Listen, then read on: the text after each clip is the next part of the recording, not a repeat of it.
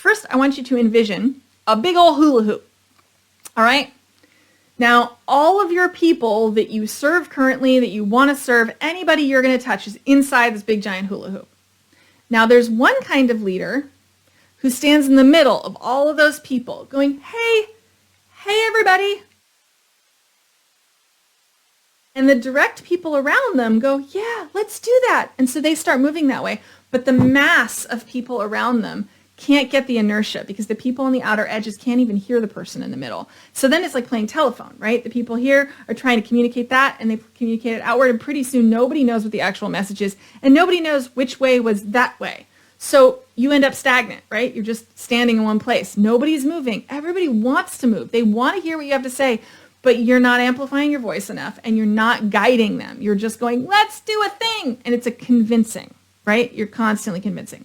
So that's type number one. Type number two is one that stands outside the hula hoop off to one side. And they're grabbing onto the hula hoop and they're going, come on, you guys, let's go this way. Come on. They're not strong enough. They don't have leverage. They don't have anything that's like actually going to motivate people to move. So everybody's just sort of milling about doing their thing. Like, have you ever tried to like drag somebody from the side? It doesn't really work at all, right? Then there's the type that is from the back. Now, a lot of people that are inexperienced leaders tend to lead from the back. Now, where they like grab onto that hula hoop and they plant their feet and they just push like their life depends on it. They are shoving those people forward and they're not even really bothering to tell people where they're going. They're just like, we're going this way. You have to.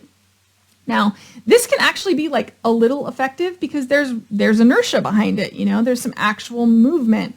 It will be slow and eventually people will start getting out of the hula hoop because nobody likes being pushed, right? And people will start to dissipate, which will then make it easier to push, but you won't see why. It'll get less and you'll have less and less friction. You'll have less and less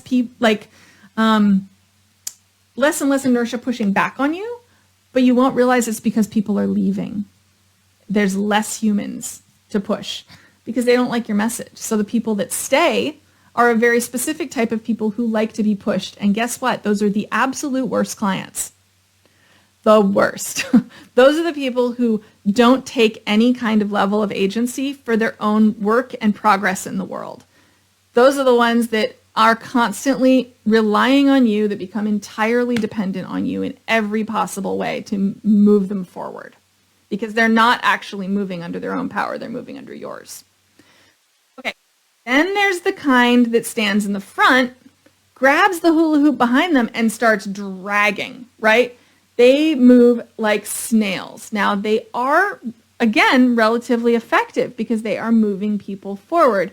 And they're leading from the front where people can hear them. They can see them. They're moving in the direction of of your voice, if you're that leader. But you are so deeply attached to all of those people and their progress that you can't move anybody quickly. You're not setting any kind of example. You're not moving them in a direction that can actually make big change for them. So how is that helpful? Is that effective? Probably not all the way. So what's the actual kind that works the best? The kind that works the best is the kind that leaves people on the hula hoop, steps a few steps out front, grabs their machete and starts hacking at the jungle and hacking a path ahead and saying, come on, everybody, this is the way. Walk behind me. Follow the path. I brought snacks, right?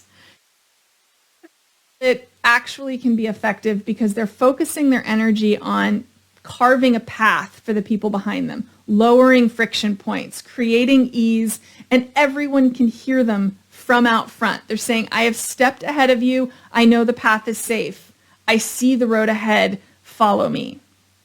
Now, this is hard and it's complicated and it requires risk because you are letting go of your attachment to people's progress.